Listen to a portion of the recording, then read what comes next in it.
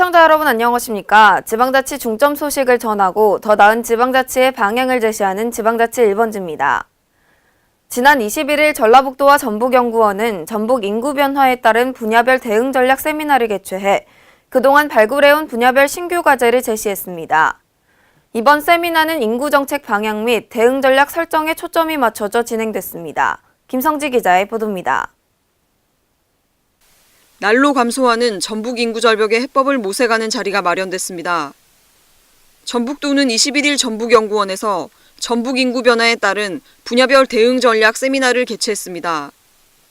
이날 세미나에는 전북도 관계자와 전북연구원 그리고 관련 전문가 등이 참여했으며 전북 인구 동향, 저출산, 청년, 농촌 분야 등이 중점 논의됐습니다. 소비의 정점에 이르는 나이가 아시아 같은 경우에 47세, 서구 같은 경우에 46세 정도를 보고 있습니다. 그래서 일본과 중국이나 우리나라 같은 47세인데 이 47세 인구가 2018년에 정점에 이르고 그 뒤로 점점 줄어든다. 이 얘기는 뭐냐면 소비의 정점에 이른 인구대가 갈수록 줄어든다는 거거든요. 또 전라북도 인구 구조 및 인구 동태의 특성을 파악 후 이에 따른 전라북도 인구 정책 방향 및 대응 전략 설정에 초점이 맞춰졌습니다.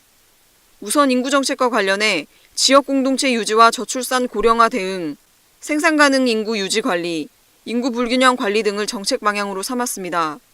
이 같은 전라북도의 인구 정책 방향에 따라 도달할 수 있는 목표 인구를 188만 명으로 잡고 인구 정책관 신설을 통해 부처별로 이뤄지던 인구 관련 업무를 통합적 방식으로 전환하는 방안이 제시됐습니다. KLN 김성지입니다. 전라북도 전주의 대표 음식인 비빔밥에 국제적인 관심이 집중되고 있습니다. 전주 국립무형유산원에서 열린 유네스코 음식창의도시 전주포럼에서 비빔밥의 정체성에 대해 알릴 수 있는 네트워크 시스템을 만들어가자는 제안이 나왔습니다. 김승균 기자의 보도입니다. 유네스코 음식창의도시 전북 전주의 대표 음식인 비빔밥의 세계화를 놓고 국제적인 관심이 쏠리고 있습니다. 21일 전주 국립무형유산원에서 열린 유네스코 음식창의도시 전주포럼에선 전 세계 12개 유네스코 음식창의도시와 후보도시 관계자들이 모여 열띤 토론을 나누었습니다. 유네스코 음식창의도시 포럼은 각 나라의 다양한 문화를 음식이라는 매개체를 통해 알리고 서로 발전해 나가기 위한 포럼입니다. 유네스코 국제포럼은 이제 18개국에 준하는 그런 나라들이 모여서 그런 도시들이 모여서 이제 어떻게 하면은 더욱더 각 나라의 음식을 발전시키고 또 서로 간에 교류하고 또 그것들을 어떻게 대중들에게 알릴 수 있을지 더 효과적으로 알릴 수 있는 방법을 강구하는 그런 네트워크라고 알고 있습니다.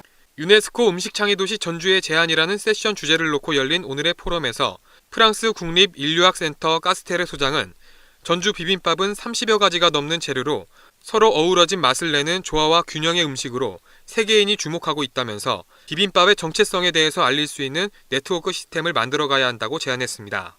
이에 전주시 한식조리학과 관계자는 비빔밥 재료를 지역, 날씨, 문화 및 식품 구입 여건 등에 맞게 조리할 수 있어 세계인이 즐길 수 있는 대표적 음식으로 무한한 가능성을 가지고 있다며 비빔밥에 대한 장점을 어필했습니다.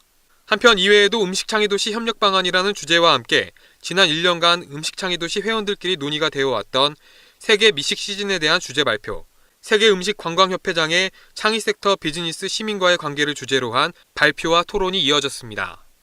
KLN 김승균입니다. 전라북도 군산 공설시장은 지난 6월 중소기업청 공모사업인 청년몰 조성사업에 선정됐는데요. 이번 사업은 내년 12월까지 총 사업비 15억 원을 지원받아 청년 상인 20개 점포를 육성할 계획입니다. 유희강 기자의 보도입니다. 전라북도 군산 공설시장에 내년 12월까지 청년 상인이 운영하는 점포 20곳이 들어서기로 함에 따라 군산시가 청년몰을 이끌어 나갈 청년 상인들을 모집합니다. 중소기업청의 공모사업으로 추진되고 있는 청년몰 조성사업은 전통시장 내 문화, 전통, 체험 등이 융합된 창의적 테마 공간의 쇼핑몰로 청년 상인들이 주체가 되어 운영될 예정입니다. 이에 군산 공설시장 청년몰 조성사업단은 오는 11월 9일까지 만 19세에서 39세 이하의 모집 공고일 현재 사업자로 등록되지 않은 30팀을 선발할 계획입니다. 또 업종별 청년 상인을 모집한 이후 서류, 면접심사, 입점 후보자 선정, 창업교육을 거쳐 평가를 통한 점포 입점자를 최종 선정하고 지원에 들어갈 방침입니다.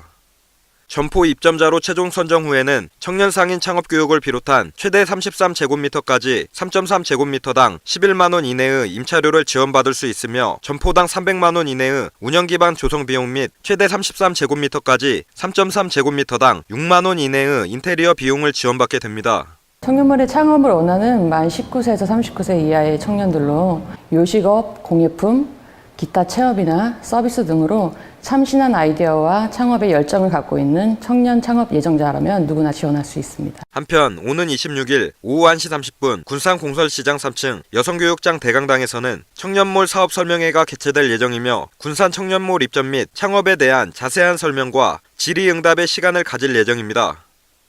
또 사업 설명회에 참여할 경우 심사 시 가점이 부여됨에 따라 많은 예비 청년 창업자들의 이목이 집중될 전망입니다. K랜 유유광입니다. 전라북도 전주시 주택가 밀집 지역 곳곳에 일부 주민들이 주차 방해물들을 놓고 도로를 개인 사유지처럼 사용하고 있어 좁은 골목 주차 전쟁이 벌어지고 있습니다. 그 현장을 김진구 기자가 취재했습니다. 전라북도 전주시 내 주택가 인근 주민들이 주차 공간에 방해물들을 내놓아 마치 사유 공간으로 악용하면서 주차난을 부추기고 있습니다. 20일 전주시 효자동 주택가 밀집 지역에는 집안마다 폐타이어와 러버콘, 주차금지 팻말 등 주차 방해물들이 주차구역 곳곳에 놓여 자리를 차지하고 있었습니다. 일부 주민들이 집 앞 도로를 개인 사유지처럼 사용하고 있는 것입니다. 이로 인해 주차 공간을 찾지 못한 차량 운전자들은 빈 공간에 주차를 했다가 주민들과 말다툼을 벌이는가 하면 불법 주정차를 하기 일쑤입니다. 저녁으로는 자기 그 집 앞에 이렇게 될 수 있지만은 낮에 이렇게 여기 시장 오고 업무 보고 하는 사람들요 차를 대야 되지. 그렇잖아요. 자기 땅도 아닌데. 이에 대해 전주시는 신고를 해도 주민계도 활동을 하거나 폐타이어, 러버콘 등을 수거하는 정도일 뿐 현실적으로 과태료 부과 등 행정처분을 하기는 어렵다는 입장입니다.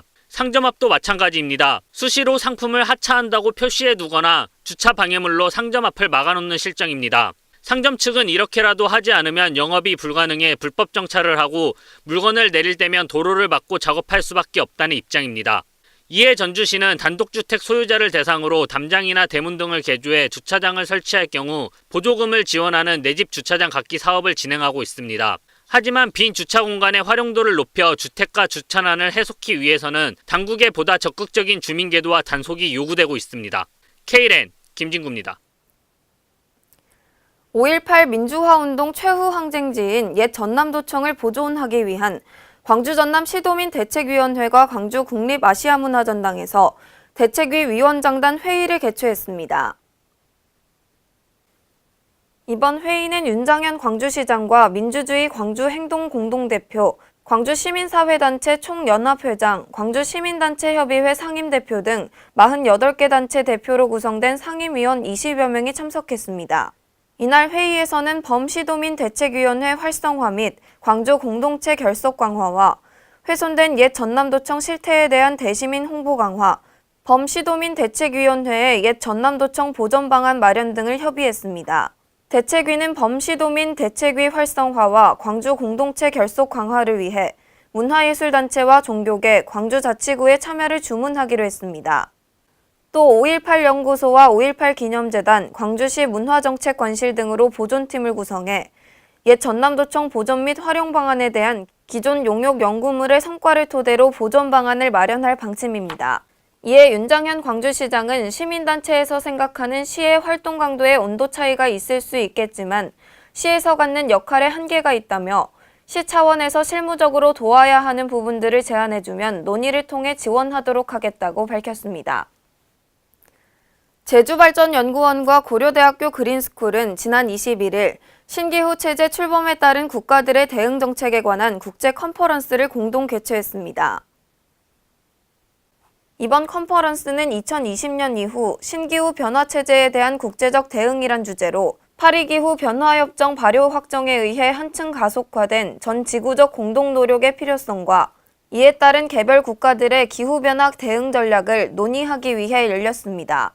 컨퍼런스는 제1세션 기후변화에 대한 아시아 국가들의 대응, 제2세션 2020년 이후 신기후 변화 체제에 대한 국제적 대응, 제3세션 한국, 중국 및 일본 내 6개 메가시티의 에너지 환경 체계 등으로 진행됐습니다. 이에 미래부 연구성과 혁신정책과는 앞으로 다가올 신기후 변화 체제에 대한 국제적 동향과 각국의 대응 방안을 서로 공유해 관심 분야의 아시아 국가 간 협력이 증진될 것이라고 말했습니다.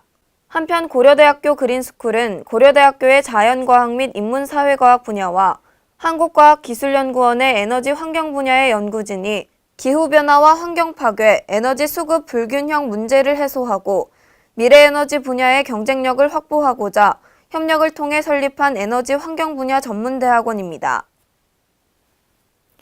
행정자치부는 신안군을 대상으로 맞춤형 인사 컨설팅을 진행하고 그 결과 보고회를 신안군청에서 개최합니다. 이번 인사 컨설팅은 도서지역이라는 특수성으로 인해 다른 지역에 비해 채용과 인력 배치 등 인사 운영에 어려움을 겪고 있는 신안군의 고충을 덜어주기 위해 실시됩니다.